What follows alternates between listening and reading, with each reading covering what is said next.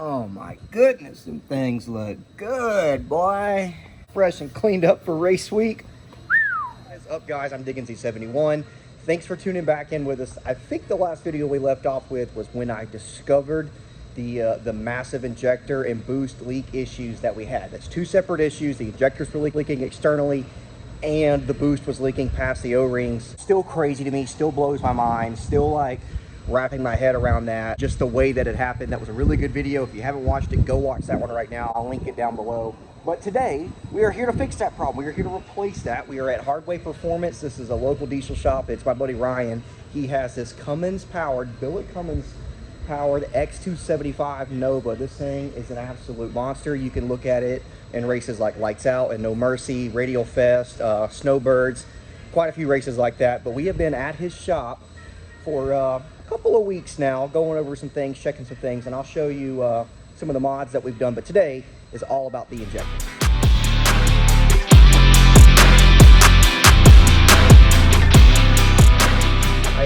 I didn't really intend for that intro to be as much of a mouthful as it was just then, but we had to get through that. I had to tell you what we had done, I had to tell you what we're doing, and I had to tell you where we're doing it at. Let's get to work on this thing.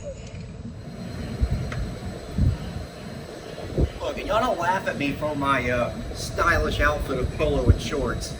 I'm just an IT guy during the day. That's my day job, and I brought shorts. I just didn't bring any pants. So crap, I'm making a mess. Nice around here, always making a mess. Started a fuel leak back there, taking that hose off. But speaking of nice things, we did get a couple, and this right here is one of them. I know it's already in the intake, and that's not a very impressive shot of it, but what I got was a package from our buddies over at Rife Sensors, Motion Raceworks, those guys. I got a new intake air temperature, a manifold temperature, IAT, MAT, whatever you want to call it. It's an intake air temperature sensor to replace this GM one, because these GM sensors, while they're used in thousands of applications and they work, they're very slow. Doug has a whole video on this and how and why basically the Rife sensor is better, but the gist of it is that these guys, the GM sensors that everyone uses, are extremely slow to respond. So you're not getting an accurate representation of the heat that is coming out of your turbo as compared to what you can get with a Rife sensor, which is drastically faster responding as well as more accurate to the degree. So we're going to get a really good idea of exactly what kind of temperatures this turbo is putting out through our intercooler at a much better rate, at a much better degree of accuracy. So it'll help improve our tuning window. It'll make sure that we're safe, make sure all those things are good. But I have a feeling that with this injector swap coming up, we're going to be asking less of this turbo in order to make more of the same power. Does that make sense? That makes sense. Less boost, more horsepower as compared to what we did before, because of all the issues we had. But anyway, more work, more work.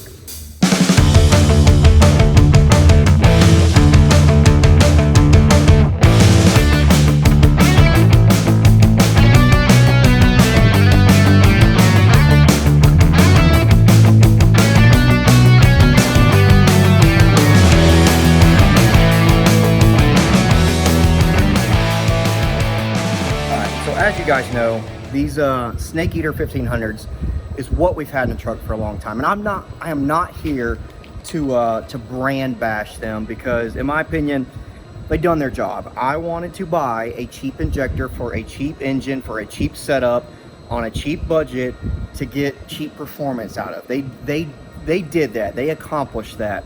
But I think that just over time and over the years, my goals have outgrown the usefulness for this injector, and the injector failure issues, whatever you want to call it, just happened to arise at a good point in time for me to replace them with something a little bit better.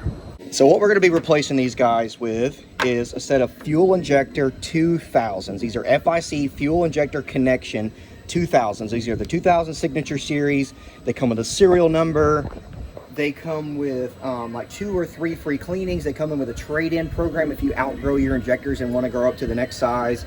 There's lots of reasons to get with those this style of injector, as well as it just being, I don't care what your opinion is, it is a step above in terms of quality and quality control versus a Snake Eater. Now, Brad over there at Snake Eater does a great job, whatever. I'm not brand bashing. This is just a higher quality piece, and that's what we're going with. And I don't want it to be any more of a subject than that, because I got roasted on TikTok over it by posting the issues that I had with my injectors, and it was like, you're brand bashing, and it's like, no, that's not true. I just was exposing the issues that I had. It was a great video. It was a great find by Jonathan Dunn up there at DSP, that he was able to see that, and thankful that it happened before we had a fire, because that was just a bad deal. So not only is that performance issues, but we literally could have lost Clifford over that, and it didn't happen. So long story short, we're happy to be on a better program going forwards. Now, thanks to DSP, they were able to order these for me, get these in for me. So purchasing through them is always a good idea, because Zach got me these, got a tracking number, and got them on the way, and they never moved. And he immediately, already, without even me having to ask him anything, got a hold of them, got it straightened out, and got a set next day aired to me. All behind the scenes. Like that's what DSP does for you. They make sure that you are getting what you need without even you knowing it sometimes. And anyway, let's put them in. Looking good. Put a little grease on them, add them in.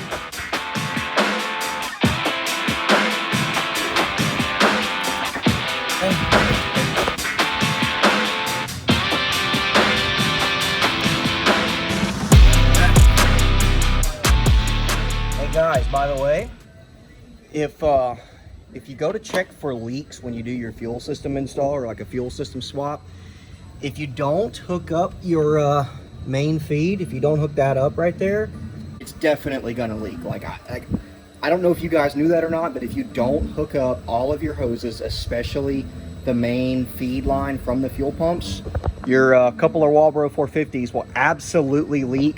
They will absolutely make a mess. That's just a PSA. Like, that's a trade secret. Don't tell anybody, but between us, it will absolutely leak. So keep that in your bag of tricks. And other news, we're getting close to firing up. So I'm gonna put that on, actually check for leaks, load a fresh tune in here, and then hopefully this thing busts right off with the new FIC 2000s, baby. Let's go. All right. With everything hooked up, I don't see any more leaks. It's just crazy that if you actually hook up that the whole freaking 8AN fuel line with a couple of pumps feeding it, that it doesn't leak. That's just crazy. So now it's laptop time. All right, so nothing really groundbreaking here. We just basically made the appropriate changes in the tune for the updated injectors. We changed the VE table a little bit because we think that the previous leaks were causing in one issue, but really this is kind of a shoot from the hip. We suspect that it'll be close. We suspect that it will run, but boy, it's always a little bit hairy when you change a big change like this. A 1500cc injector to a 2000cc injector is a pretty big shift, in addition to it being a different brand, different injector end tables, and all these other things. But I think we can fire it up and see. Nothing left to do it but to do it. But here we go.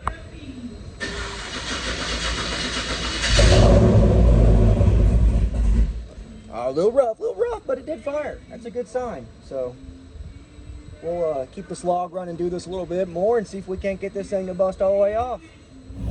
Oh yeah, 42% closed loop. It is not even close. Oh man, the Holly is doing all it can to keep this thing afloat. 43% is huge. LOL. Wow, adding over 40% of fuel, that is freaking nuts.